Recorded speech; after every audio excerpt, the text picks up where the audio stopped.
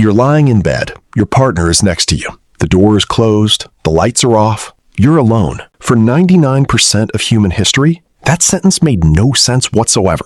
There were no doors, no walls, no bedroom, no concept of a room that belonged to just you. Just you, your partner, your kids, your in-laws, your neighbor's entire family, and about 15 other people all sleeping within arm's reach of each other in the dark. So how did ancient humans have privacy? The short answer is they didn't. The long answer is genuinely one of the strangest things about being human, and it says something deeply uncomfortable about the world we've built for ourselves since. For roughly 300,000 years, humans lived in groups of 15 to 50 people. You weren't just related to most of them. You were physically next to them all the time. Hunter-gatherer camps had no walls, no separate rooms, no private spaces of any kind. You slept in a pile for warmth. You ate together. You sat around the same fire every single night. If you were angry, everyone knew.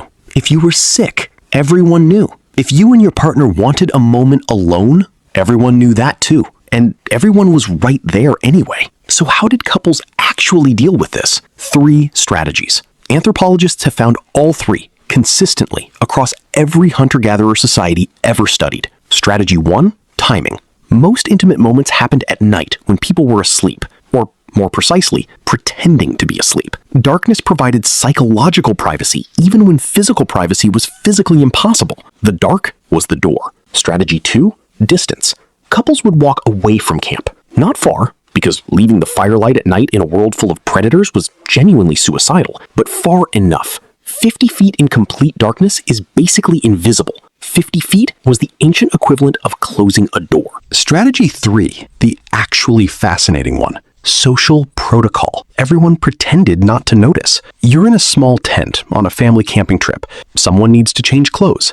You don't stare. You look away. You give them psychological space, even though physical space doesn't exist. That's what ancient humans did. They invented privacy not by building walls, but by agreeing to look away. But here's the part nobody tells you. Privacy as a concept might not have mattered to them the way it matters to us. Anthropologist Colin Turnbull spent years living with the Mbuti people of Central Africa. He found something remarkable. They had no word for privacy, not because they were primitive, because the idea of needing to be alone was genuinely foreign to them. Being alone meant being separated from the group, and being separated from the group meant being dead. For 300,000 years, solitude wasn't a luxury. Solitude was a death sentence with extra steps. Now, the bathroom situation, because you're wondering, and I'm going to address it directly.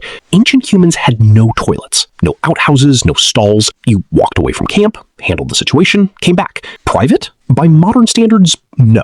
But again, social protocol. People didn't follow. People didn't watch. They gave you the illusion of privacy through what we might generously call intentional collective ignorance, which is exactly what modern humans do in public restrooms. Everyone can hear everything, and yet everyone pretends they're completely alone. Ancient humans invented this social technology 200,000 years before the modern restroom. We just added tiles. Let's talk about sleep. At Ohalo 2 in Israel, dating to 23,000 years ago, archaeologists found shelters barely large enough for a family to lie down in. Everyone touching at least 2 other people, all night, every night. This didn't end with ancient history. In medieval Europe, entire families shared one room, often one bed. Children having their own bedrooms didn't become normal until the 1900s. The private bedroom is roughly as old as the automobile. Let that land. So when did privacy actually become a thing? Agriculture, around 10,000 years ago. Farming meant permanent structures. Permanent structures meant walls. And walls meant something humans had never had in the entire history of the species. A door you could close. But even then, privacy was a luxury. Most families still lived, ate, slept, and argued in one shared space. Privacy as a universal expectation is a few hundred years old at most. Here's the uncomfortable part. Ancient humans may not have wanted privacy the way we do.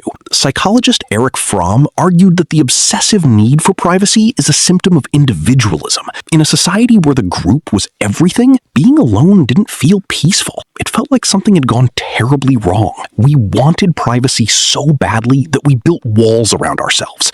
Then rooms. then separate bedrooms, then houses where you can go days without seeing another human face. We got every door we ever wanted, and somehow we've ended up the loneliest species on the planet. For 290,000 years, humans were never alone, not for a single night. Then we invented walls, and we've been trying to figure out why we're miserable ever since. So here's your question. Would you actually survive 1 week sleeping in a pile with 20 strangers?